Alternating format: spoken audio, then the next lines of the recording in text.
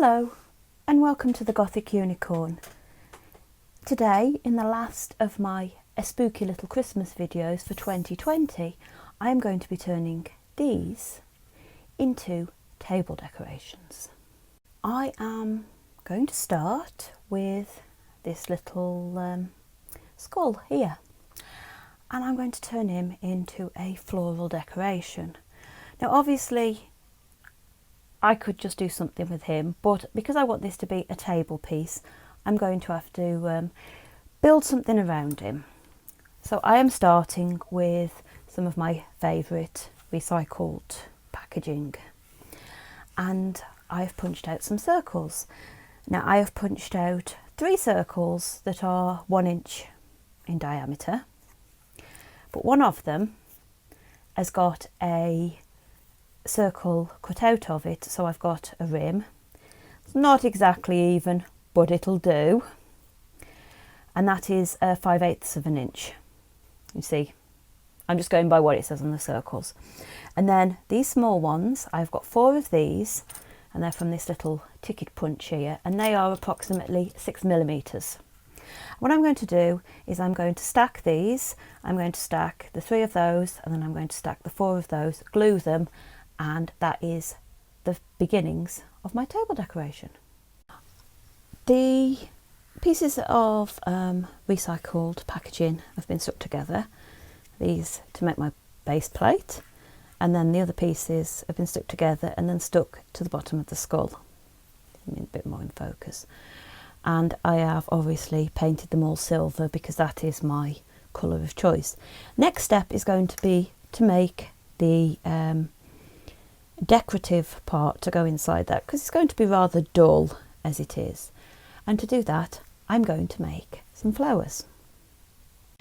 I am going to attempt to make something that looks a bit like a poinsettia, and to do that I'm going to use these punches. I'm actually probably going to use the smaller 2 of the 3, and I'm going to be using ordinary copy paper, which I will be colouring with alcohol markers.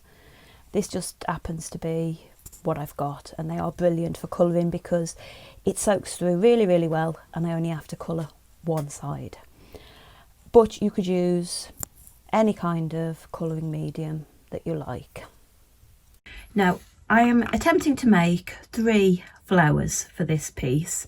Now I know that on a poinsettia the red leaves are not flower, they're not petals, they're not the flower is the very centre bit. I cannot remember exactly what they're called, but I do know that. But for ease I'll refer to it as the flower. I'm using 2 pieces, the slightly larger one in green and the red one, which is the smallest of my 3 that I showed you. Now I've got these sitting on an eraser, which comes in very handy when I'm making flowers, as you'll see shortly.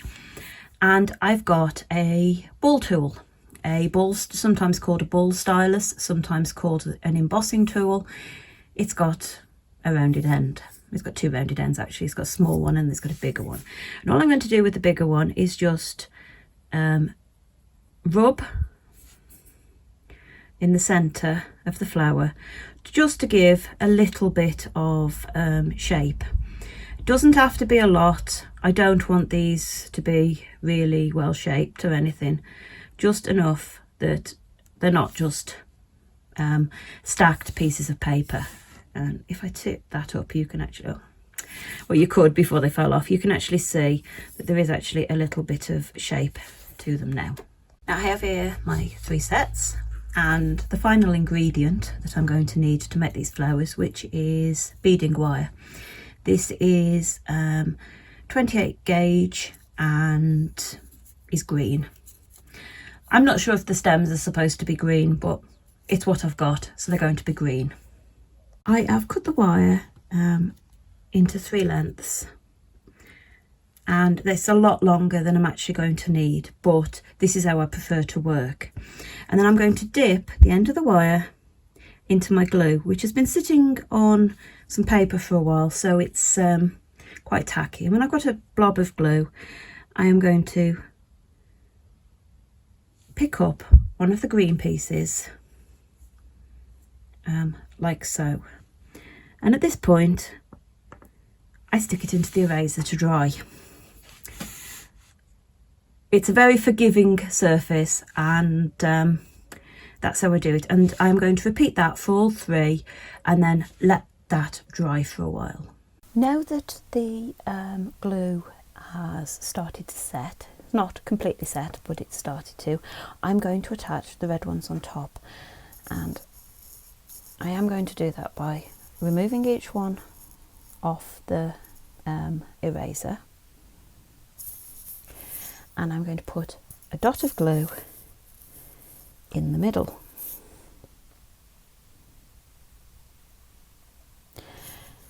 And now I've got to layer these up. Now I want obviously to stagger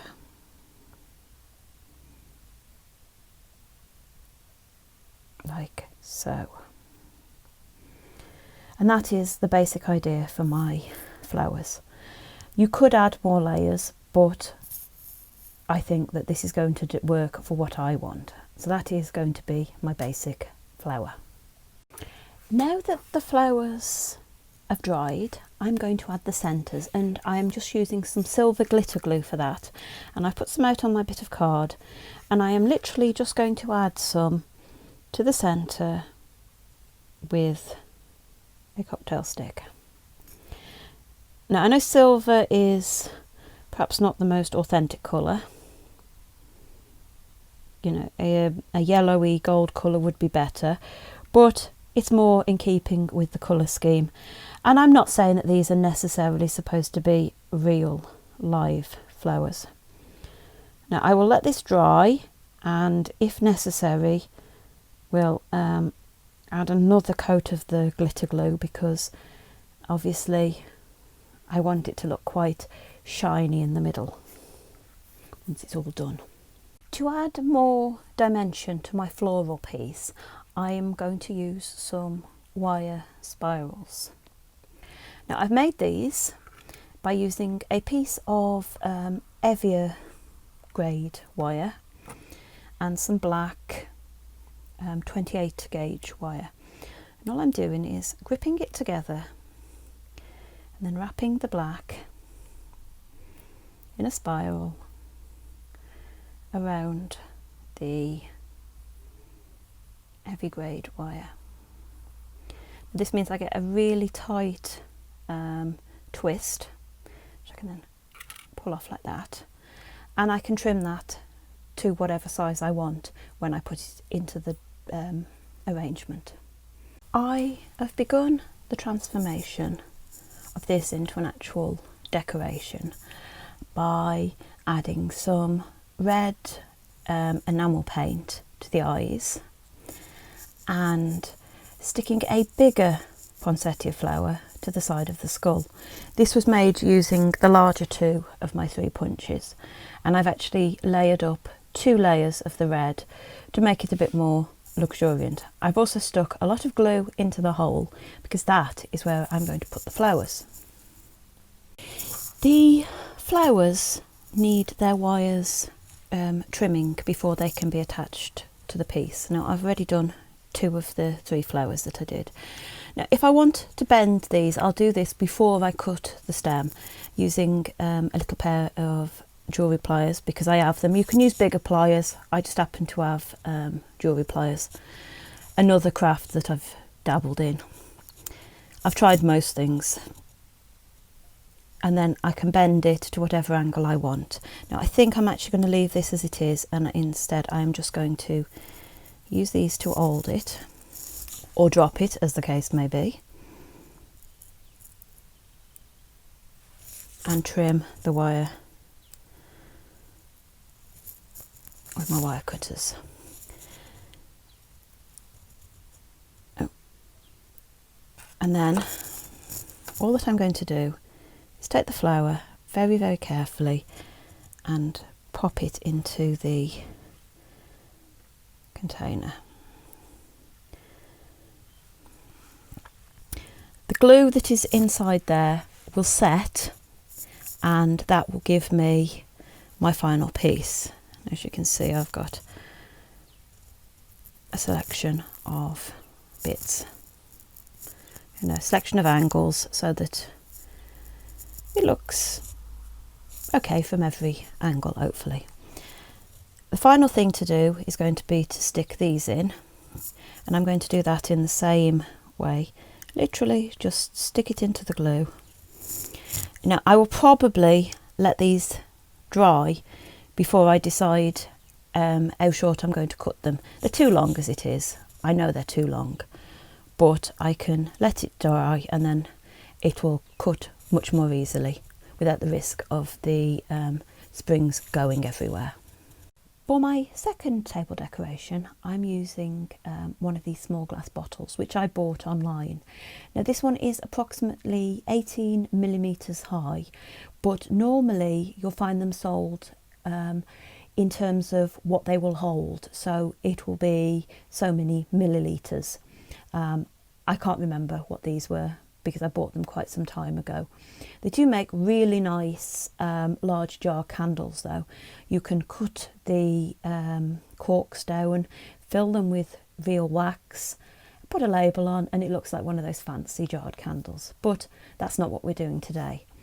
Today I'm going to turn this into a vase, and I'm going to start by changing its appearance. This jar with my silver paint marker, which is oil based. I don't know if that makes any difference to the fact that it is still quite shiny, but it's done, it's dried, and this is now ready for me to fill. Set that to one side. Now to fill it, I'm going to use this. This is quite heavy duty craft wire. It's just some that I picked up for £1 in a local store. I don't know what gauge it is or anything like that, but it's quite thick and it is going to work for what I'm going to do. And I'm going to turn this into some candy canes. I made my candy canes by cutting a length of the wire and then bending it over a pen. Actually, it was the paint marker that I used to paint the glass jar to give me a nice big hook. And then I've painted it. As you can see, I've painted it black.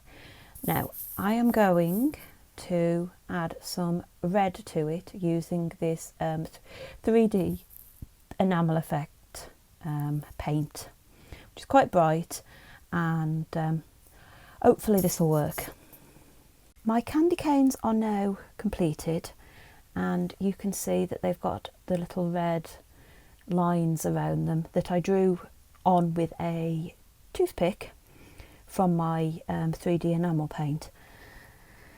Now I've also completed my little jar, my little vase, and I've put a ribbon around the top.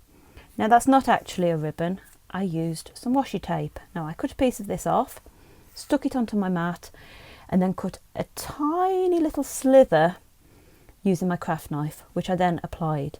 It's far easier than trying to apply a real ribbon.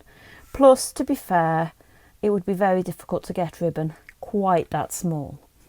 So to complete this piece, I am going to stick the ends of my candy canes into some glue, and then I'm going to put them into my jar. Now, once this sets, I will have a pretty little vase with some black and red candy canes sticking out of the top. But I don't think they're stuck. No, they're not stuck enough yet for me to be able to give you the impression, but I'll show you at the end. For my final make of this video, I am going to use one of my little candles. This is one of the glue stick candles, so it's a thicker one, and I'm going to make a decoration with that at the centre of it. Now to do that, I'm going to be using some more of my punched recycled card, and that is 2 pieces in approximately 1 inch, and one which is approximately 5/8 of an inch. And I'm going to stack these up, and then they are going to also get a coat of silver paint. To decorate my candle plate, I am going to make a beaded ring, a sort of mini wreath if you like.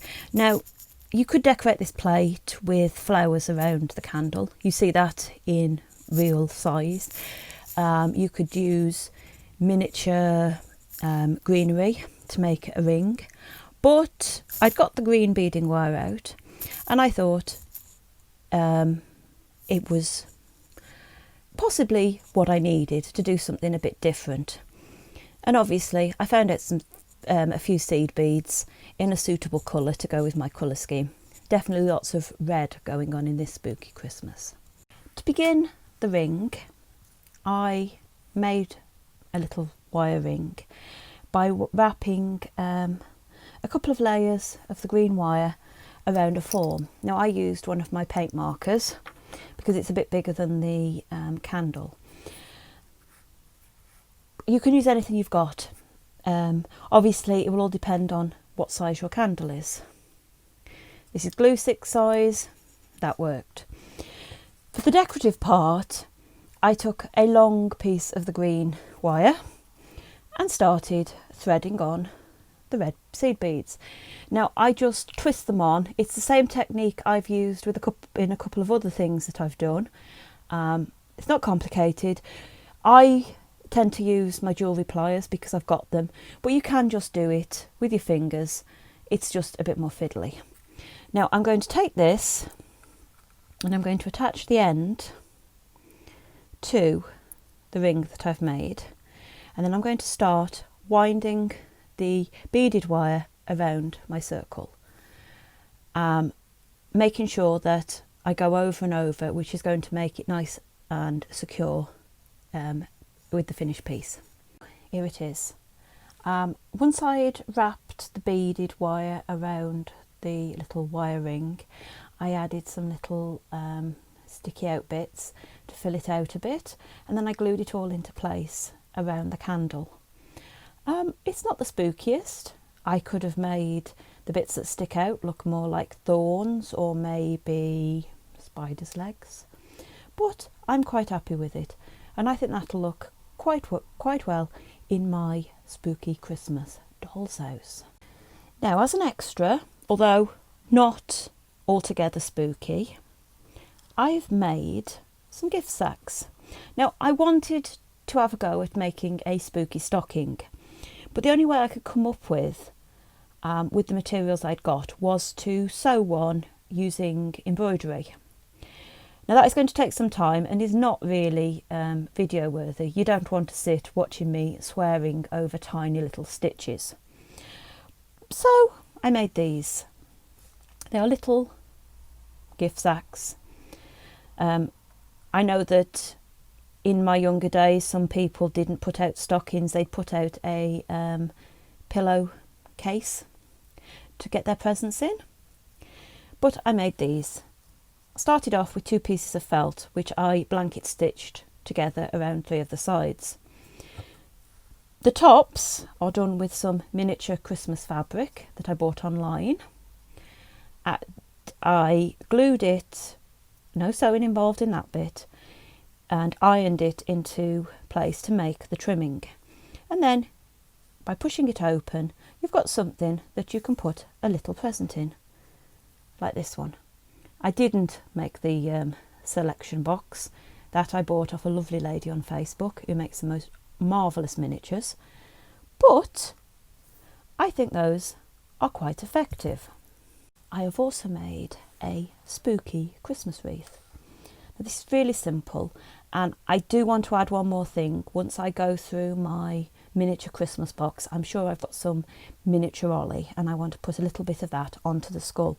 And this is a bird skull charm. I made this wreath using a ring of heavy duty wire and some little pearl beads, and it will literally hang over my door. I have got to push it back into shape a bit because the beads have moved a bit, but because it's wire, you can do that. And then that will hang on my miniature front door. And here are my finished, slightly spooky table decorations. Now, as you can see, I decided at the last minute that the candy cane vase would make a perfect reindeer. So I added a face using my 3D enamel paints. Certainly that piece and the candle piece could be used as they are in any Christmas setting. You might need to change the skull for a ordinary bead. You know, a nice big wooden bead would work perfectly in that situation. But these could easily be adapted for a more conventional Christmas. Thank you for watching, and if you've liked what you've seen, please consider subscribing for more spooky and dark miniatures from the Gothic Unicorn. Bye!